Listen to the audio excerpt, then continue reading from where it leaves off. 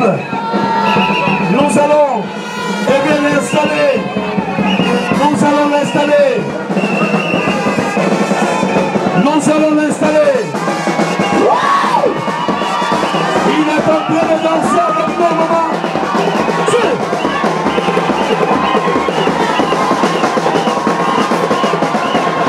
Monsieur Camo,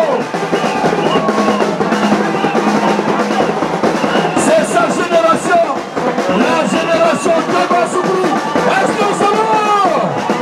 Est-ce que ça va? Est-ce que ça va? C'est sa génération.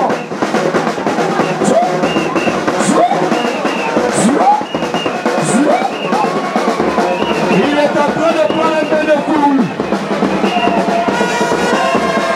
C'est un monsieur très pour toi. Il a l'amour des enfants, des jeunes et des moins jeunes.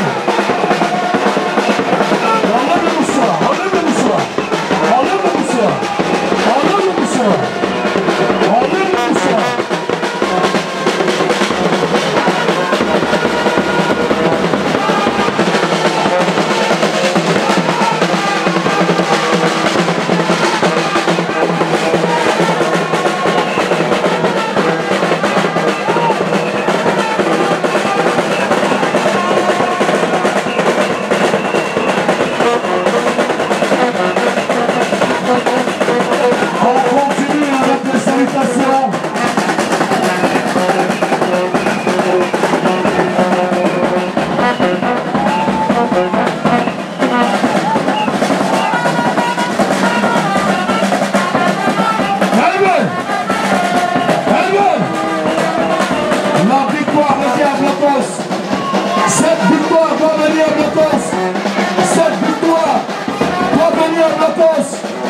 Tous les parents, mesdames et messieurs, je vous avais dit au préalable que quelque chose allait se passer ce soir.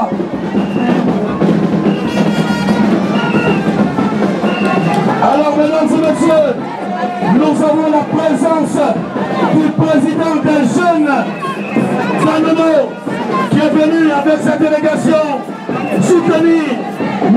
Kango Akoupatik, le président de la jeunesse d'un moment est présent. Lui, il s'appelle M. Ago Yannick. Il est présent. M. Ago Patrick. Ago Yannick. Il est là. Ago Yannick. Veuillez vous asseoir. Régie, sans campagne. Sans campagne. Ta voix, as-tu noble roux, voici ton candidat. Sévérin Nyango, Inesano, Maman Choco, Marcel Avi, voici notre candidat. Cocody est notre belle commune. Cocody est la. Big Show, doté d'une grande sagesse, il nous a tous prouvé qu'il est l'élu du peuple, capable de bien gérer notre commune. Votez, votez, votez le cap. Votez, votez, votez le cap. Maman, route, c'est plus ça. Merci à vous. Veuillez vous asseoir. Le paparazzi. Veuillez vous asseoir. Nous voulons voir tout simplement le photographe et le caméraman juste en face de monsieur le maire, monsieur Kango Akoupatik. Veuillez vous asseoir s'il vous plaît. C'est vrai que Honorable Dorogo Nangui, chef du village d'Anono.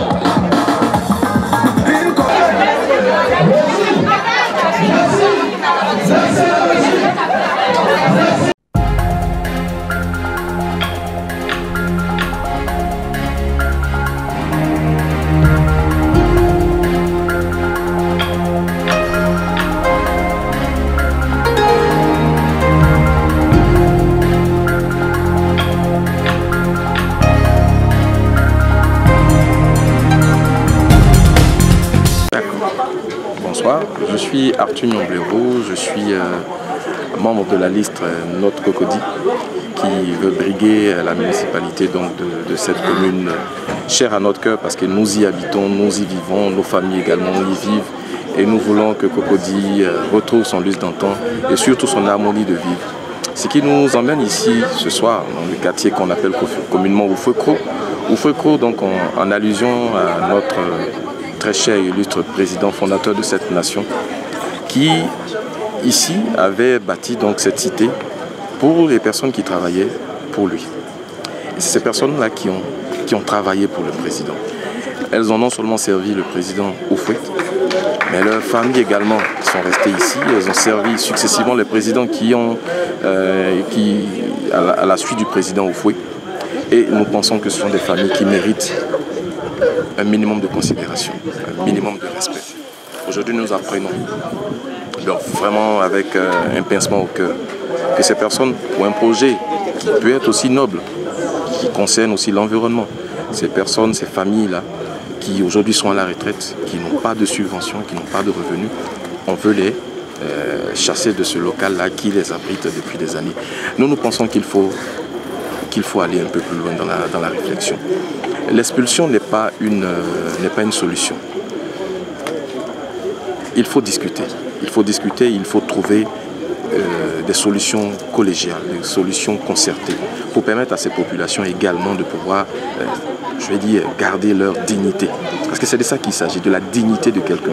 Voir tous ces efforts pendant des années, penser avoir servi l'État et être contraint, ou bien se voir expulsé, ce n'est pas vraiment une solution qui honore ni l'État, ni la commune, ni ces personnes. Donc nous pensons, avec notre Cocody, qu'il faut engager la discussion.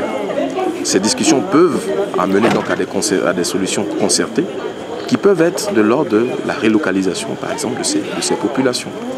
Leur proposer quelque chose. Parce que comme on le dit dans l'adage, si tu ne peux pas aider quelqu'un, il ne faut pas le déranger. Si on veut les déranger, c'est qu'il faut pouvoir leur proposer une alternative. Et c'est pour cette alternative que nous militons. Nous militons pour le fait qu'il faut discuter. Et comme on le dit, la justice et la tranquillité dans la cité se construit autour d'une chaise, autour d'un arbre palabre comme nos parents ont la tradition de le faire. Et nous pensons que c'est ce qu'il faut privilégier comme voie. Parce que cette famille-là mérite un minimum de dignité pour le service qu'elles ont rendu à la nation. Je vous remercie. D'accord. Donc nous pensons aussi que, comme je le disais tout à l'heure, la question peut être gérée de façon concertée. Certes, posséder un acte villageois de la communauté de Blocos serait une alternative. Mais nous pensons qu'aujourd'hui, la bataille judiciaire elle-même n'honore pas cette lutte-là. Nous pensons qu'il ne faut pas l'orienter vers le judiciaire. Il faut plutôt l'orienter vers l'humain. Parce qu'aujourd'hui, pousser les gens à aller chercher des actes qui, au départ, n'étaient pas établis, reviendrait à les emmener à faire des choses qui ne sont pas dans l'ordre normal de la justice. Je ne suis pas juriste forcément, mais pour moi, je ne veux même pas que cette question soit portée sur le plan juridique. J'aimerais que cette question soit portée sur le plan humain, d'abord. Parce que là, c'est de l'humain qu'il s'agit. Parce que s'il s'agit du juridique, ils se diront que face à l'État, ils n'ont aucune arme.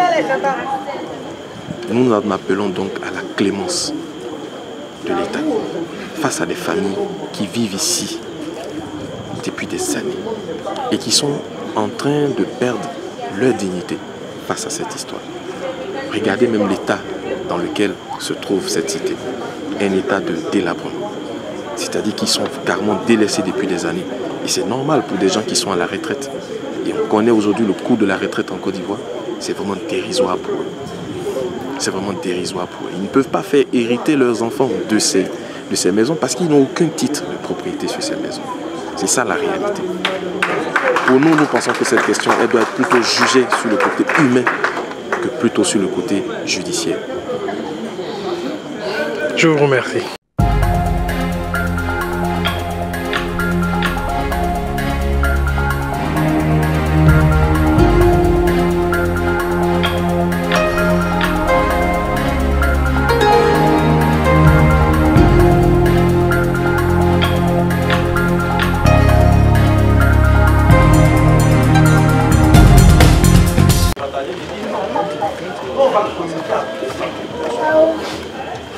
va communiquer avec tous les directeurs des écoles. On va dire aux directeurs des écoles. On va discuter avec eux pour leur demander à quel moment vous pensez, vous, enseignants, qu'un enfant est excellent. C'est vrai qu'il y a des cas exceptionnels. Mais comme nous voulons promouvoir l'excellence, on fait des choses normales. À quel moment vous pensez que vous êtes excellent? Si ils nous disent à partir de 10 de moyenne, nous pensons qu'un élève est excellent, alors ça sera communiqué dans toutes les écoles. Toutes les écoles quand un enfant aura 10 de moyenne, son papa n'aura plus besoin, sa maman n'aura plus besoin de vérifier qui est l'honneur. C'est de l'école directement que le directeur devra faire remonter l'information à la maison. Et on a besoin de ça de 100%.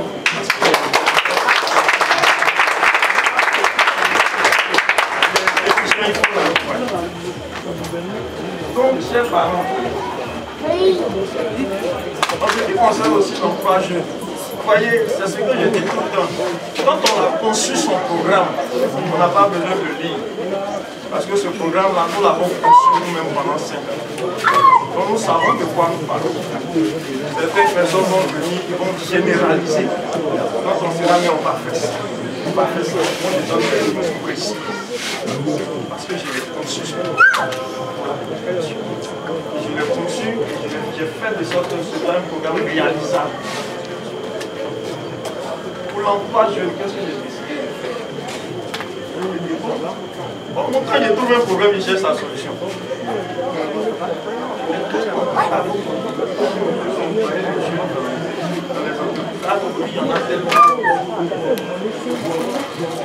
Dans les impôts que les entreprises payent, la mairie aussi gagne son argent. Je vais appeler les entreprises. Je vais leur dire, à partir de maintenant, si tu prends un jeune de Cocody en CDD, moi dans les impôts que tu payes à la mairie, là, il te donne 15%. Et ça peut payer son compte. Si tu vas jusqu'en CDI, dans les impôts que tu payes à la mairie, là, il te donne 20%. Et ça peut payer le salaire. Voilà des réponses précises au problème de l'emploi des jeunes.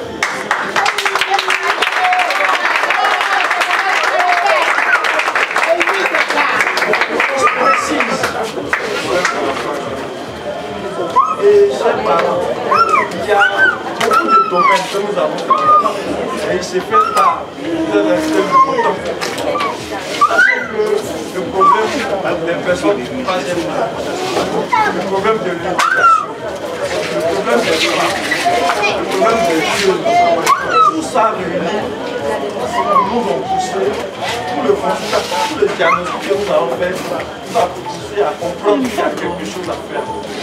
C'est aujourd'hui, nous jeunes, nous prenons notre responsabilité. Nous avons le devoir de prendre notre responsabilité. Parce que nous devons gérer notre espace. Nous devons être l'exemple entre vous et nos enfants, nos petits frères. C'est cela la réalité. Aujourd'hui, quand tu parles, je dis les jeunes de Cocody, ce sont des privilégiés. Quelqu'un me posait la question la dernière fois.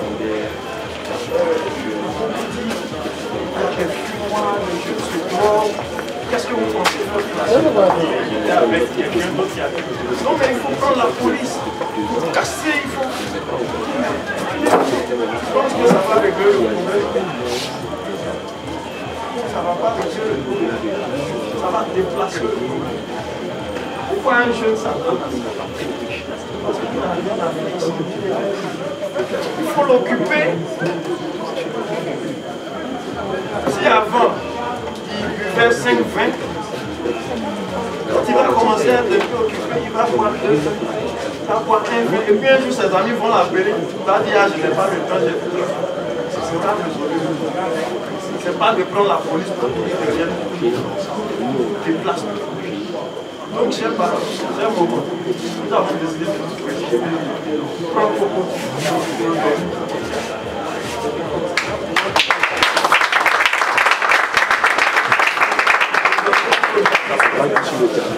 je suis jeune comme mon frère l'a dit. J'ai 40 ans. J'ai 40 ans, je suis dans le domaine bancaire. Mais avant d'aller à la banque, moi-même j'ai travaillé à la banque. J'ai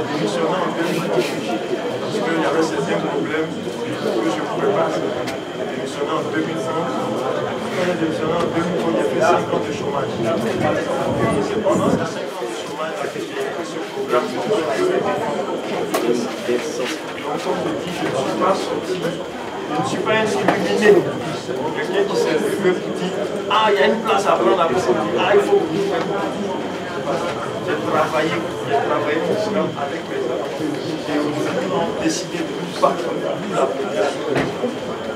Merci de nous recevoir. Je pense que c'est de manière générale, vous avez beaucoup attendu ce que je voulais savoir. S'il y a quelques questions, on va prendre ces questions, on peut la faire, s'il y a quelque chose à ajouter, on va alors je vais parler aussi de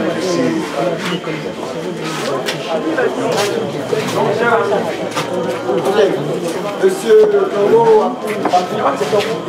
candidat à la mairie de Crocodile, vraiment nous donnons encore une fois de plaisir et merci. Merci de nous avoir honoré par votre présence. Et je pense que le maire ici présent a donné des façons détaillées, de sorte à